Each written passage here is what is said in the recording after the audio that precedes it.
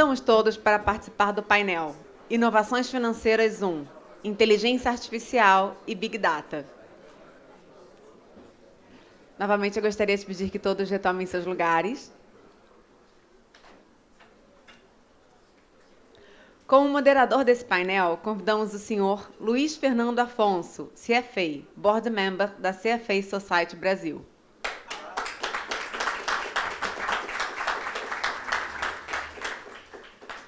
O senhor Luiz Fernando é diretor de Risco e Compliance da Franklin Templeton Investimentos, Brasil, professor de Ética nos Mercados Financeiros no INSPER e conselheiro do Conselho de Ética da Anbima. O senhor Luiz é graduado em Economia pela UERJ, possui mestrado em Economia pelo FRJ, MBA pelo IBMEC e é membro da CFA Society Brasil. Como palestrantes, convidamos o senhor Stephen Horan, CFA, CFA Institute. O Sr. Stephen Horan lidera um time dedicado a uma área com mais de 90 mil membros do CFA Institute. Stephen é responsável por buscar o fortalecimento dos laços com as sociedades locais e universidades e reguladores na região. Palmas.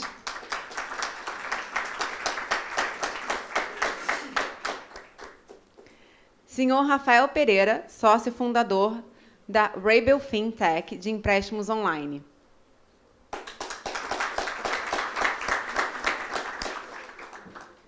Sr. Rafael é graduado em Engenharia Eletrônica e de Produção pela PUC-RJ e tem MBA pela Columbia Business School.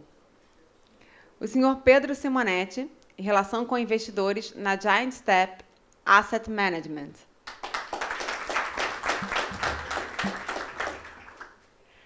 O Sr. Pedro é bacharel em Administração de Empresas pela FGV-SP e é o responsável pelo relacionamento com os investidores na Giant Steps. Sr. Dimas Ramos, Manager na Giant Steps Asset Management.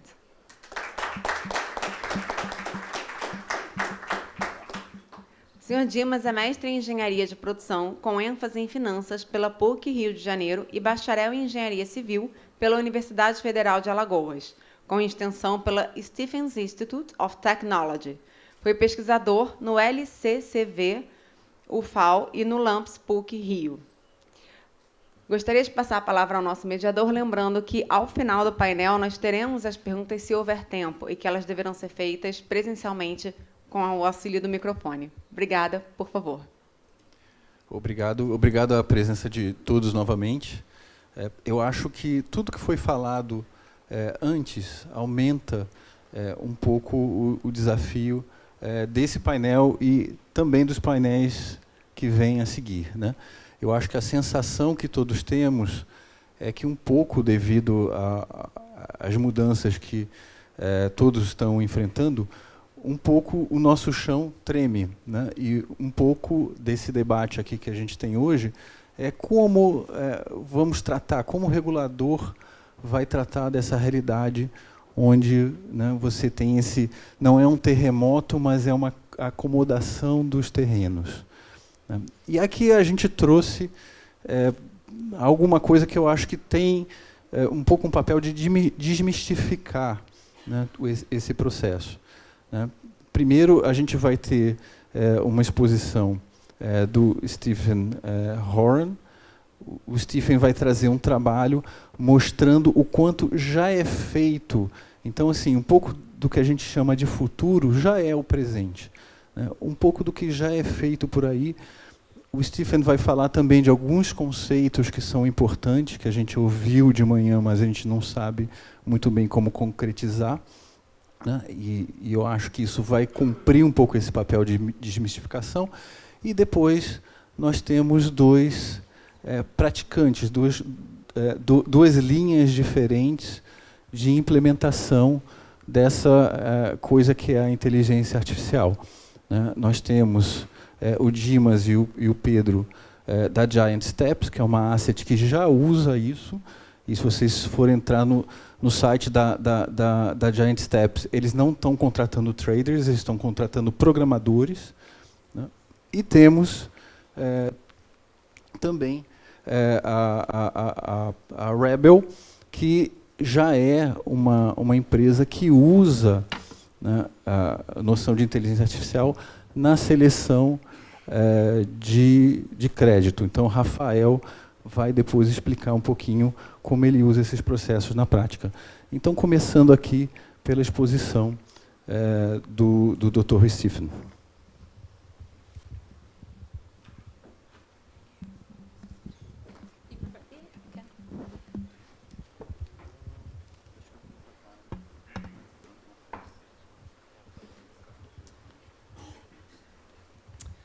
Thank you very much. It is great to be here. It is a privilege, and it's great to see so many people interested in everything that's going on and all the immense changes that are taking place here in the market. I think my job here today is really just to kind of lay the foundation, set the stage, define a few terms that can help us have the conversation, and I'll leave most of the floor to the folks that actually do this work in the industry. But as Diane had mentioned earlier, 90% of the investment leaders that we've surveyed believe that people's roles will change multiple times over the course of their careers. What that tells us is that for we as individuals, it is going to be adaptability and the ability to learn new things that are going to be the skills of the future. And that 43% of our members believe that even just in the next 5 or 10 years, their roles are going to change substantially. What's fascinating is if you go a little deeper into that number and say, do you think your role will actually disappear? Precious few of them think that to be the case. So I think that is helpful perspective. And prior to becoming managing director of the Americas, I ran the credentialing programs at CFA Institute. And as part of our pursuit to maintain the relevance of the CFA program, we continually monitor and evaluate how the practice of investment management evolves. And we have among us one of the folks, one of your own from Brazil, who has overseen that process over a number of years, Julio Cardoza. And Julio actually oversaw the process of when we incorporated FinTech into the CFA program curriculum, and we did that because we saw clear signs that having some baseline understanding of big data, machine learning, digital ledger technologies, and the like were critical to almost any role in today's environment. And that we've discovered that is so important and it is moving so quickly that we wanted to study it further through the reports that Diane had mentioned earlier. These publications around the investment professional of the future, as well as more recently AI pioneers in investment management. And so I'm going to draw a little bit on some of these works, but for my comments, but what I thought I'd do is just spend a little bit of time defining a few of our terms. So what is artificial intelligence? It's simply a computer program, algorithm, or a system that does things that humans used to do, quite simply. And machine learning is a type of artificial intelligence in which the computer does the learning. All right, and by which I mean is that humans don't deliver to the computer the decision criteria or the parameters by which that task is to be done. The computer figures it out. And there's two types of data sets that an ML program will use. The first is sort of the testing data set in terms of the data on which it actually does the learning, and then it has to be evaluated, the process that it comes up. It needs a different set of data to say, okay, can I replicate my learning on something new?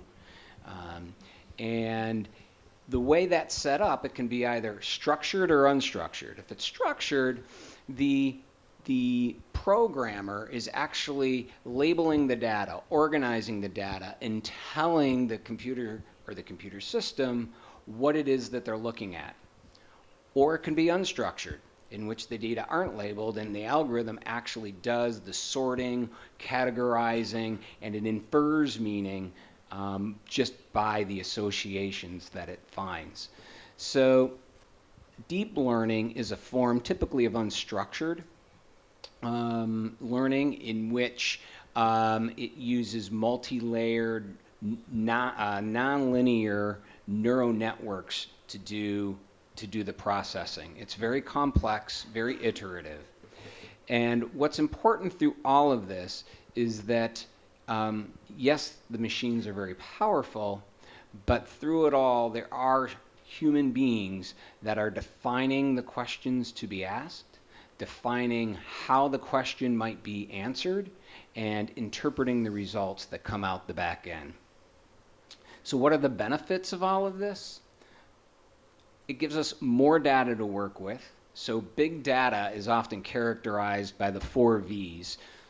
Volume, all right, there's just a lot of it, and variety, it's in different forms. So we've got not just tagged fields in financial statements, but we've got text that can be processed, we've got imagery that can be processed, and we've got audio files that can be processed. And this provides the ability for a more thorough analysis, and it also gives us new ways to evaluate those data. And ultimately, this can be and should be the source of some alpha going forward. So in the AI Pioneers report, we studied how it is that investment managers are using this technology.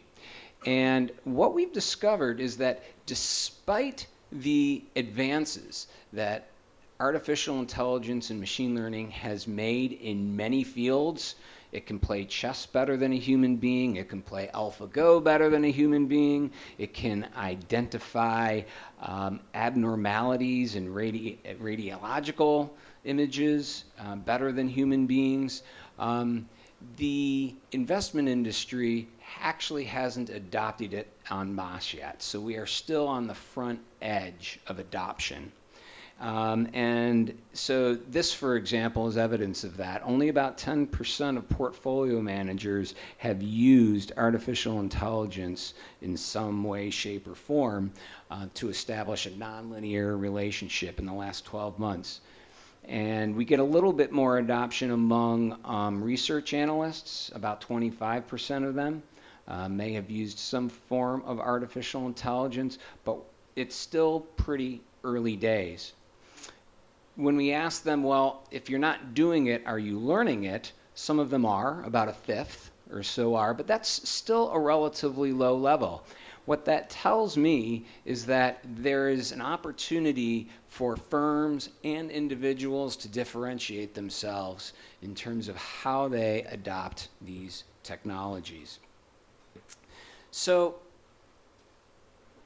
the big question here is, will these robots replace us? And I think we got a preview of what the answer is from Diane. I think I presaged it a little bit, and that even though machine learning, AI, and the like are seen as the biggest drivers of change, what we see is really the combination and the interaction of both human intelligence and artificial intelligence being the alpha drivers of the future.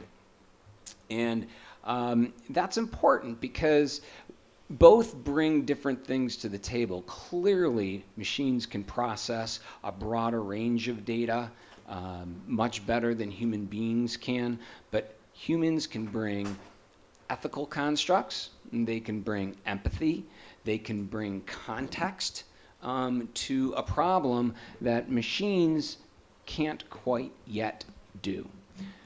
They can also help communicate results and things much better than machines. But let me just give you an example.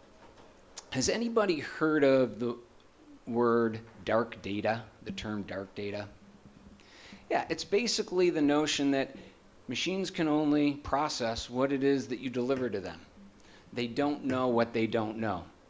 And so it takes some judgment to understand whether or not the data set that's being deployed is actually the full relevant set and what the implication of what's missing might be. Very simple example is how it is that the armed forces looked to armor planes during the World War. They couldn't armor the entire plane because of weight constraints. So they would study the bullet holes that came back on the planes that came back and said, well, okay, maybe we need to put the armor where the bullet holes are. And then another human said, well, that's interesting. That's the data that we're seeing. But what about the planes that didn't come back? Where are the bullet holes on those planes? And should we not be armoring where those bullet holes were? And that is something, and that is an insight that machines don't naturally come to if you're not giving them the data. And so we see investment teams of the future having three main components. The first is the traditional investment team that's making the investment decision. The second is a team of technologists. The data scientist is going to be the architect and the brains. The application engineer is going to be the builder of that technology. But thirdly, there's going to be the innovation team. And the innovators are going to be able to connect those two and allow them to collaborate. They're going to be the translator that helps coordinate both the investment and the technology team. And this goes to the importance of the T-shaped skills that Diane talked about earlier this morning, is that both individuals and teams are going to need to be T-shaped to be successful. Yes, they're going to have a deep expertise in some subject matter, but they're going to need to be able to connect ideas from multiple disciplines and multiple perspectives. They're going to need to be able to look across the organization, across teams, and appreciate the insights that are coming from adjacent fields. And that's really where the innovation and the innovators take place. And that's kind of going to be the new role of the investment teams of the future. What are some of the challenges that we will have to overcome to get from here to there? Well, the first is the technology itself. It's very fast moving, and it makes it difficult to stay current. And it also makes, it creates a risk that organizations can adopt a technology and then be leapfrogged a short time thereafter. The next three challenges are the typical time, talent, and treasure, right? These programs are very costly to acquire the software and the data, costly to maintain it. And oftentimes data needs to be cleansed and interpreted and evaluated. I do want to spend a moment here on the talent issue. IT talent has always been in high demand, and that's no different. It's probably been accentuated. But the IT talent out there right now also places a very high premium on working for the technological leaders, the Googles, the Facebooks, the Apples, and the rest of the FANGs, the Alibabas and the like. And that makes it very difficult for the investment management industry to bring that talent in to solve its problems. And that's compounded by the fact that technologists don't naturally look around and say, yes, I just want to go solve the world's problems through the investment management industry. So that's an issue. And these programs take a long time to develop, as our other panelists will tell you. And then finally, ultimately, vision from the top needs to be applied to best understand where do we want to apply our time, effort, and resources. So, and what we're seeing is that firms that are doing this well aren't doing it on the periphery of what it is that they do. They're doing it right at the center of their core competencies.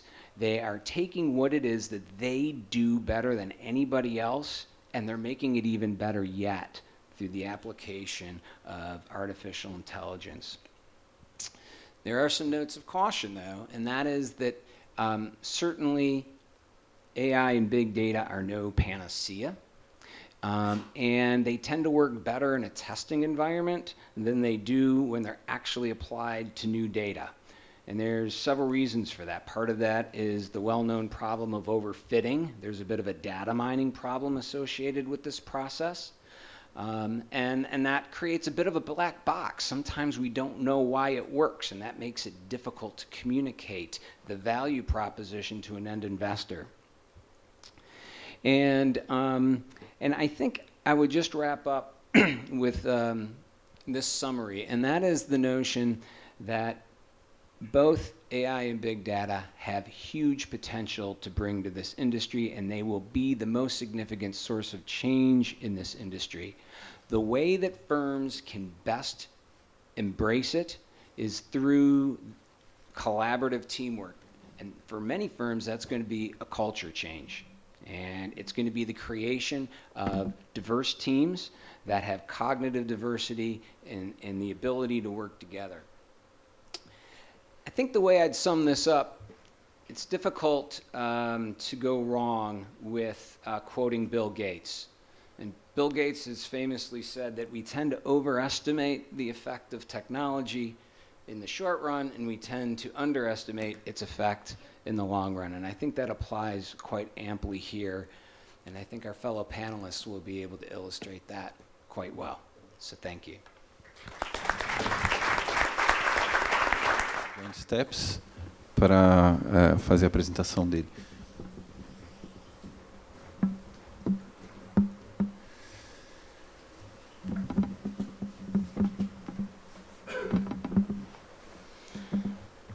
Boa tarde, pessoal, tudo bem? Eu sou o Pedro, sou o RI da Giant Steps Capital. Como o professor bem disse, o Machine Learning, a inteligência artificial, é uma ferramenta que pode ser usada em vários campos da atividade humana, e no mercado financeiro não é diferente. Então, antes de falar sobre Machine Learning especificamente, eu preciso que vocês entendam exatamente o que a gente faz e como a gente está estruturado. Então, para quem não conhece, a Giant Steps é uma gestora de fundos multimercado. Nós começamos a operar em 2012, então a gente está há 8 anos no mercado já. E nós somos uma gestora um pouco diferente do padrão do mercado.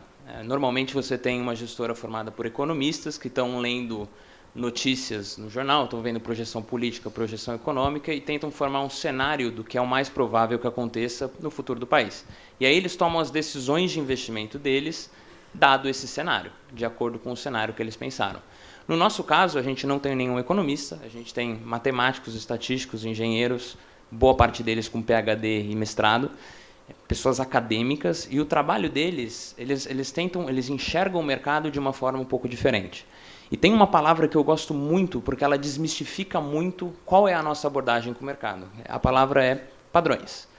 O que esse pessoal está tentando fazer é encontrar padrões no comportamento dos ativos. Cada modelo que a gente cria, geralmente ele explora um tipo de padrão em um ativo diferente. Então, vou dar um exemplo para vocês. Imagina que um gestor está estudando uma série de preço de dólar, e aí ele percebe que sempre quando acontecem algumas coisas, alguns fatos específicos, o dólar tende a subir depois. Aí ele vai pegar os últimos 30 anos do histórico do dólar e vai rodar vários testes ali para ver se esse padrão realmente se repete ao longo do tempo. E mais importante, se tem indícios que ele vai continuar a se repetir daqui para frente. Não adianta nada o padrão repetir lá atrás, e aí o mercado mudou de regime e já não funciona mais. Então ele vai rodar um monte de teste para ver se dá para ganhar dinheiro com aquilo ainda. Uma vez que ele falar, bom, parece que isso aqui funciona, ele vai fazer um programa de computador que vai atuar como se fosse um radar. Ele vai ficar olhando o mercado e toda vez que o padrão começar a acontecer, ele vai entrar executando para explorar esse padrão no mercado. Quando eu falo padrão, eu estou usando o passado, eu estou usando dados históricos para, de certa forma, tentar prever o futuro. E isso é uma ineficiência de mercado. Se o mercado fosse eficiente, eu jamais poderia olhar para o passado e tentar prever o futuro. A verdade é que o mercado tem várias ineficiências, é isso que a gente explora. Então, é justo eu trocar a palavra padrões para ineficiências.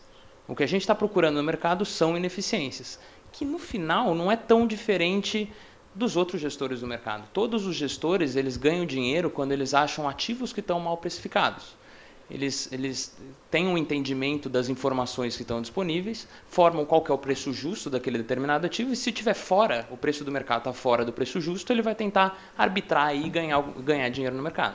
Então está todo mundo procurando ineficiências. A grande diferença é que a gente enxerga o mercado com uma abordagem um pouco diferente. Se eu estou explorando ineficiências, é um pouco de inocência da nossa parte achar que uma ineficiência que eu estou explorando lá hoje vai continuar lá para sempre. Não vai. Da mesma forma que a gente encontrou uma ineficiência, outras pessoas vão encontrar eventualmente. Vão começar a explorar essa ineficiência e ela tende a sumir em algum momento. Então, para uma gestora como a nossa, muito mais importante que um modelo que está dentro do fundo, um modelo de dólar que está ganhando muito dinheiro, ou um modelo de DI, é a nossa capacidade de identificar novas ineficiências, porque todos os modelos vão parar de funcionar. Nossa consistência de resultado, ela depende da nossa capacidade de criação de novos modelos, capacidade de identificar novas ineficiências, começar a explorar elas dentro do fundo, e eu vou desligando o que vai deixando de funcionar. Esse processo é o que garante a consistência de resultado ao longo do tempo. Então, a nossa estrutura, ela precisa maximizar o output de modelos que a gente cria, maximizar a quantidade de ineficiências que a gente encontra no mercado. Então, a nossa estrutura hoje, se vocês entrarem na nossa gestora, a gente está estruturado exatamente igual uma fábrica.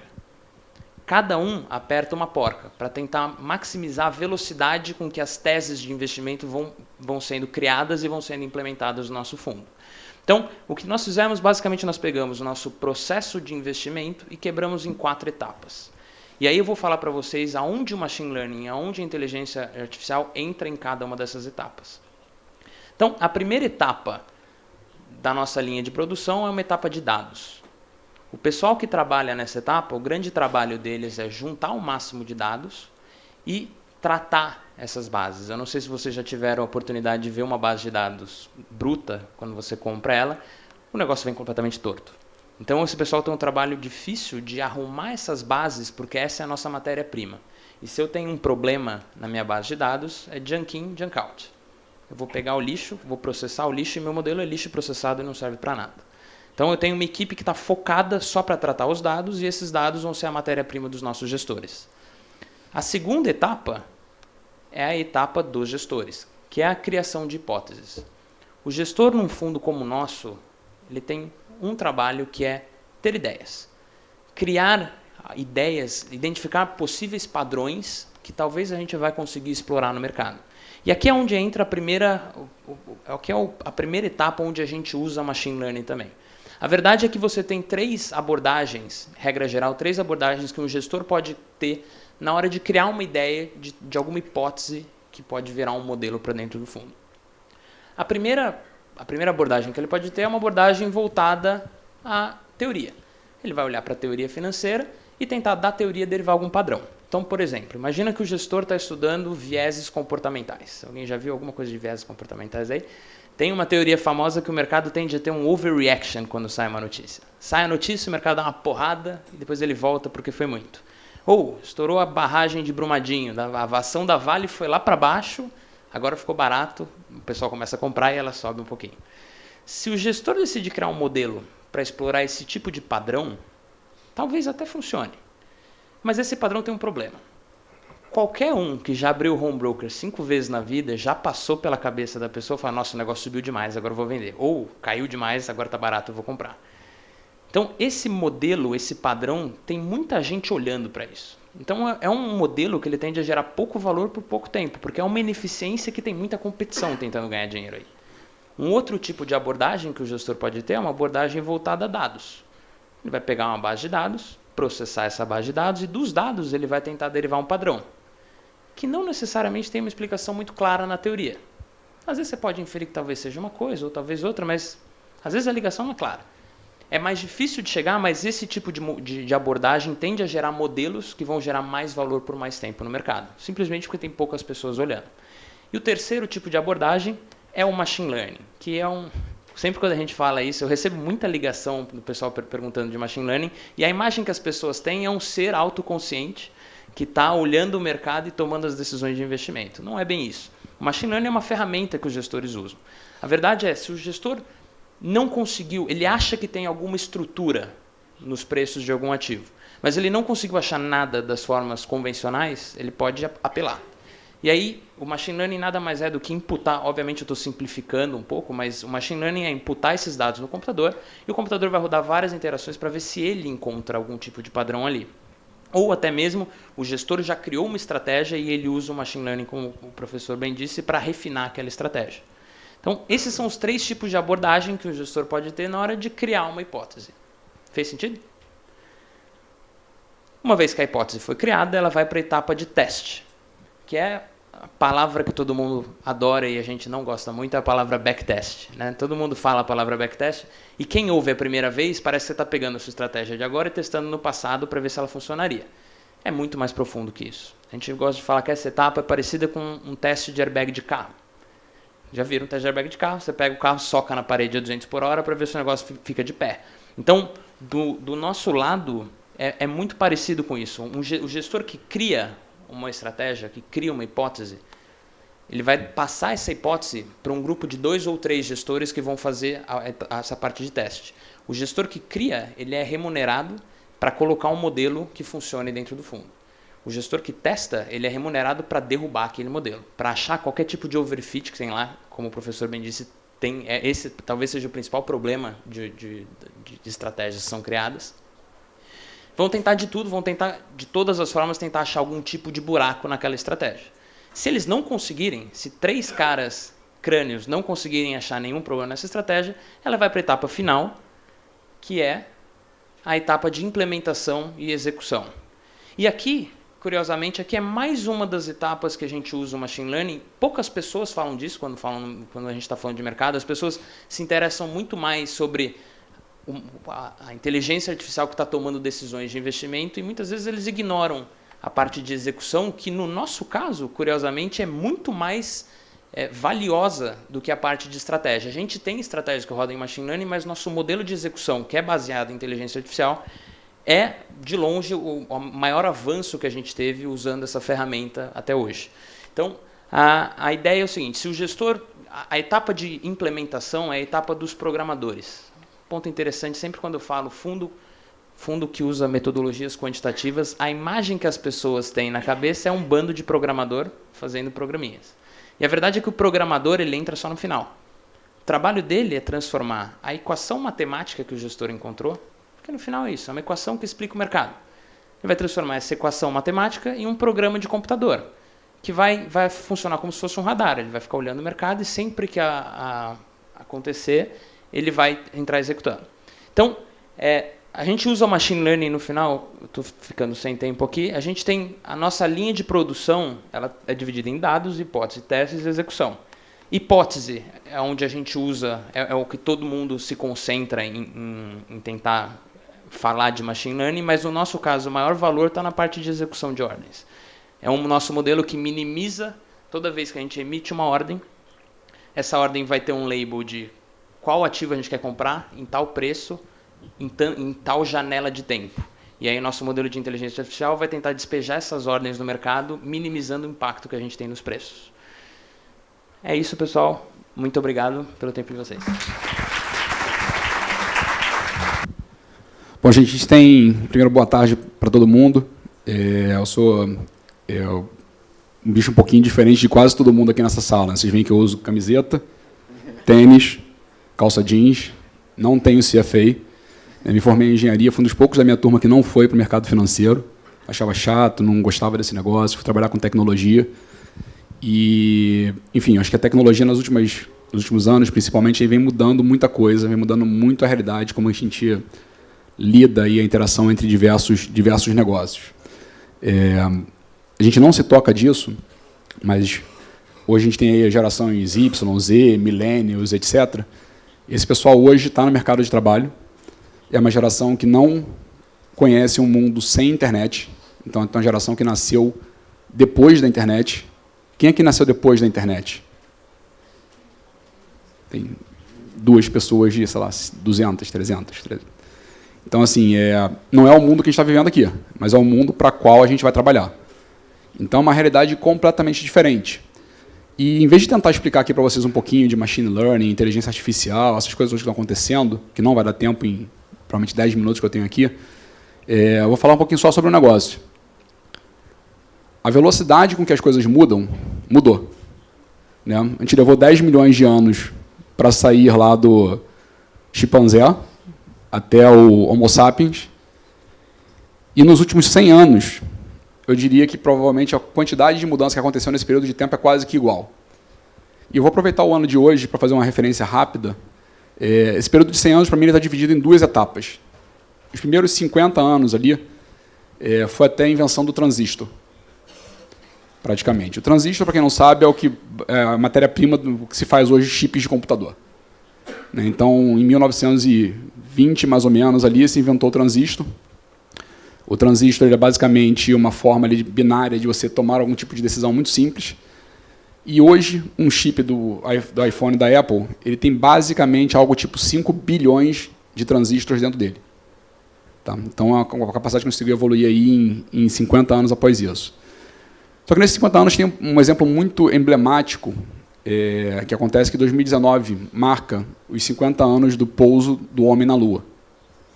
Não sei se alguém chegou a ver alguma referência disso, saiu bastante no jornal, principalmente nesse primeiro semestre, mas eu vou usar essa historinha como analogia aqui, porque acho que ela vai muito de encontro ao que a gente tem aqui, talvez eu tenha para passar para vocês hoje aqui. Né?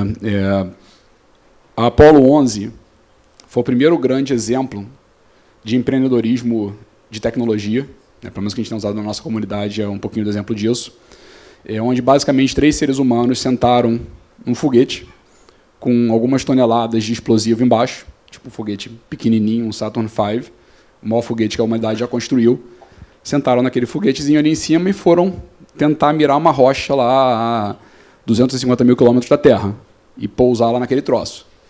Assim, com 50 mil pessoas por trás trabalhando nisso.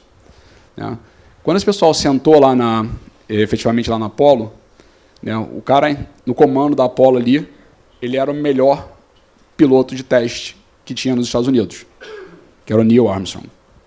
Então, assim, era o ser humano melhor capacitado para estar ali naquele lugar, naquela hora, para comandar aquelas 3 pessoas que estavam em cima de um foguete gigantesco, para quando aquele foguete tirasse eles da Terra, eles pudessem chegar no espaço e aí o Neil ia pilotar aquela navezinha que sobrou lá até a Lua. Essa é a história que a gente imagina na nossa cabeça, que o Neil pilotou lá a Apollo 11 até chegar lá na Lua e, enfim, depois voltou para a Terra, tudo deu certo, etc.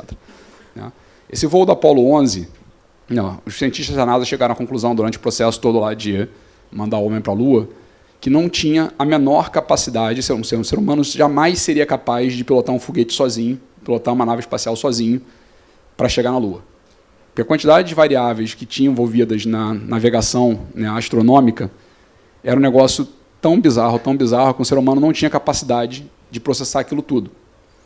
Então a NASA teve que criar um negócio chamado computador para guiar efetivamente aquela espaçonave até pousar na Lua. Então 99,9% da navegação da Apollo 11 até a Lua foi feito por uma máquina, em vez de um ser humano. E eu vou fazer uma pausa aqui, eu vou voltar nisso no final, mas só para exemplificar um pouquinho como a tecnologia vem mudando. Cada uma dessas tecnologias aqui levou uma quantidade diferente de ano para chegar até 50 milhões de usuários. Então, por exemplo, o avião levou 68 anos para ter 50 milhões de pessoas voando de avião, o telefone levou 50 anos, o cartão de crédito levou 28 anos para ter 50 milhões de usuários, o Twitter levou 2. Agora, tem um exemplo mais emblemático do que isso todo, que é o seguinte, alguém já deve ter visto essa apresentação aqui, esse dado em algum lugar, tem um exemplo de tecnologia que levou alguns dias para chegar a 50 milhões de usuários. Alguém sabe qual foi? Pokémon GO. Pokémon GO, em 19 dias, tinha 50 milhões de... Talvez alguns digam que são seres humanos, mas assim, estavam procurando bichinhos, andando pelos parques, pela cidade. Não sei quem lembra dessa febre que virou, todo mundo correndo lá, caçando Pokémon aí por meio de tudo que era canto. Pokémon GO pode parecer besteira, mas ele é um exemplo de realidade aumentada, que vão ser uma nova fronteira de tecnologia que está sendo muito usada para uma série de aplicações diferentes, onde você tem, de novo, um exemplo de interação homem-máquina ali muito diferente, onde você tem um espaço físico ali, com um monte de gente interagindo, com o computador criando uma realidade diferente ali dentro. No nosso mundo de hoje, quando a gente olha a quantidade de dados que está sendo produzido, a regra, mais ou menos, hoje é que a cada 2 anos a humanidade produz mais dados do que toda a história da humanidade antes disso. Ou seja, em 2018 e 2019, a humanidade produziu a mesma quantidade de dados, armazenou a mesma quantidade de dados que estavam disponíveis até 2017. Então, se você projetar esse tipo de coisa, assim, a nossa mente não é capaz de tratar essas coisas. E a gente acha que a gente consegue. O primeiro movimento natural desse tipo de coisa é o que a gente chama de negação. Então, Eu, ser humano, jamais vou ser substituído por um computador que vai conseguir fazer o que eu faço, porque eu sou muito importante, eu sou muito relevante. Ninguém jamais vai conseguir fazer o que eu faço. Essa é a realidade normal. O que acontece hoje é que você vê toda essa tecnologia evoluindo, com inteligência artificial, machine learning, deep learning, o pessoal já falou bastante aqui sobre isso, eu não vou tentar explicar o que cada um deles funciona, mas um exemplo prático disso é o seguinte: em 1950, o Alan Turing, que é o pai da computação, ele criou um teste super simples, que estava num filme que todo mundo deve ter visto, que chama teste de Turing, que basicamente dizia o seguinte: o que vai diferenciar um computador de um ser humano é na hora que você estiver conversando com alguma outra coisa do outro lado, e um ser humano ser capaz de diferenciar se ele está discutindo com um computador, com uma máquina, ou com outro ser humano.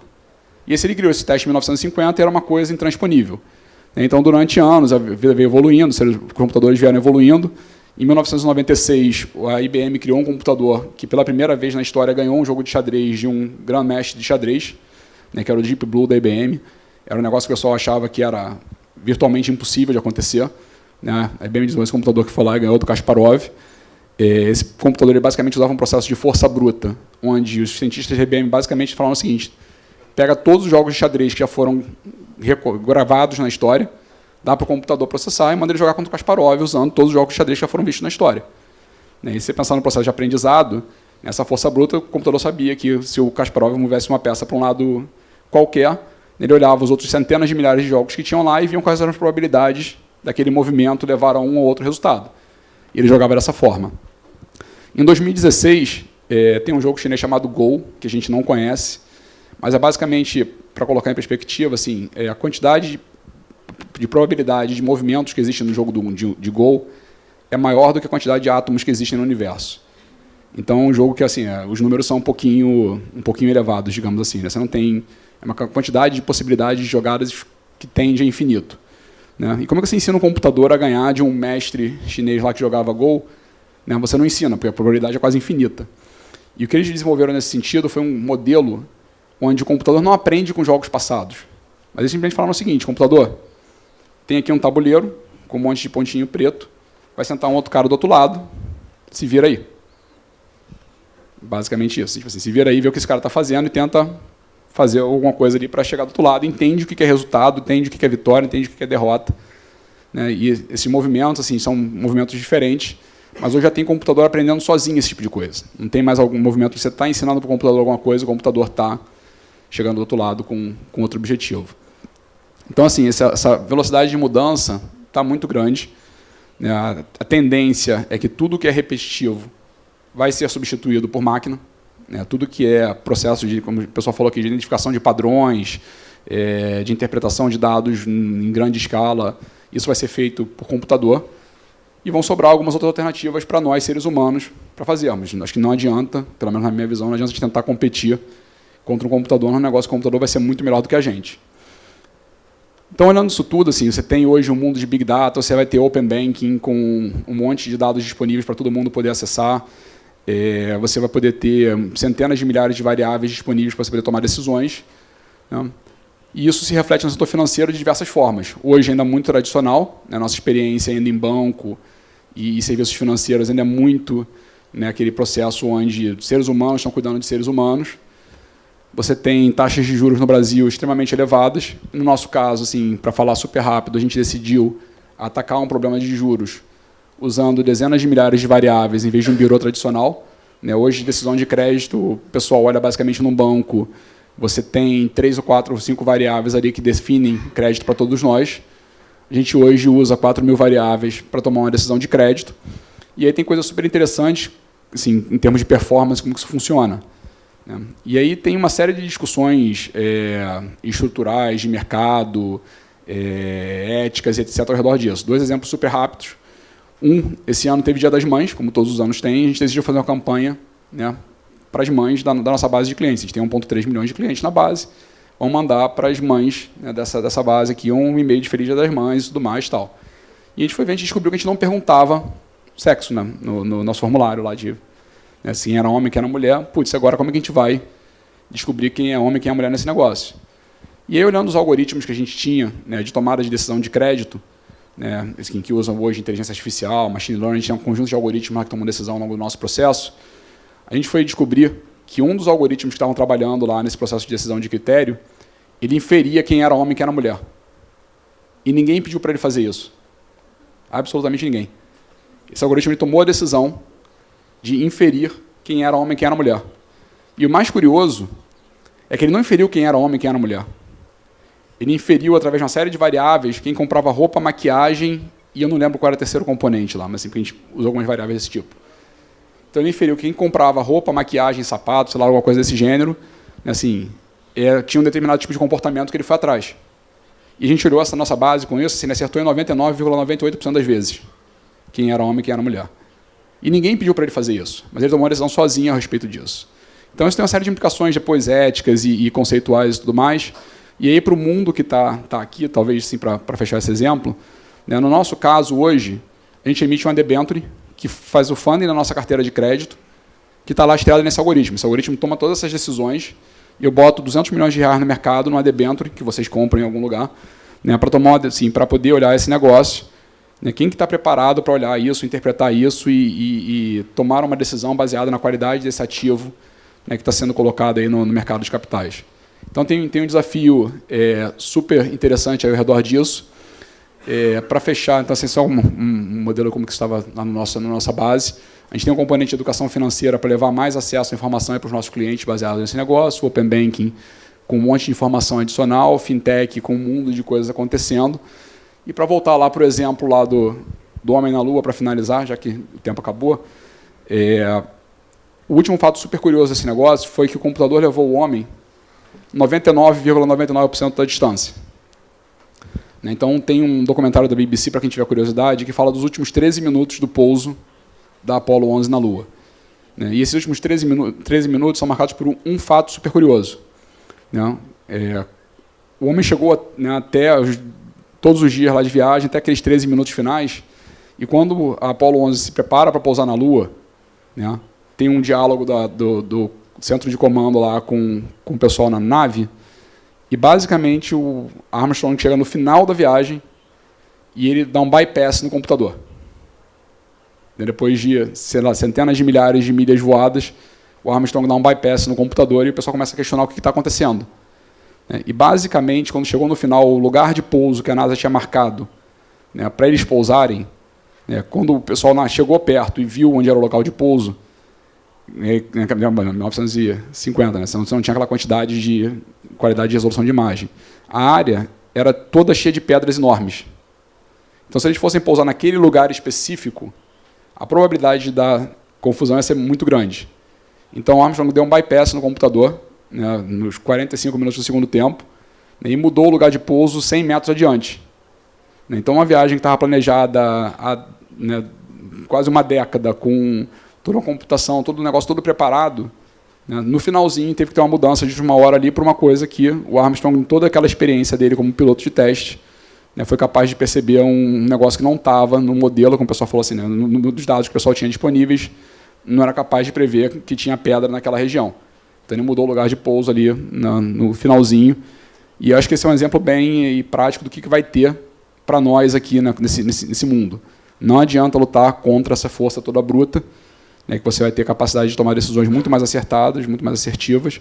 Agora, tem espaço para essa colaboração entre homem e máquina ser muito maior. Bom, eu vejo na cara de todos vocês uma intensa curiosidade. Eu acho que está todo mundo querendo fazer perguntas. Eu não sei como é que a gente está em termos de tempo. Estamos apertadíssimos. Se alguém tiver uma pergunta, aquela que está realmente na garganta, quiser... Opa!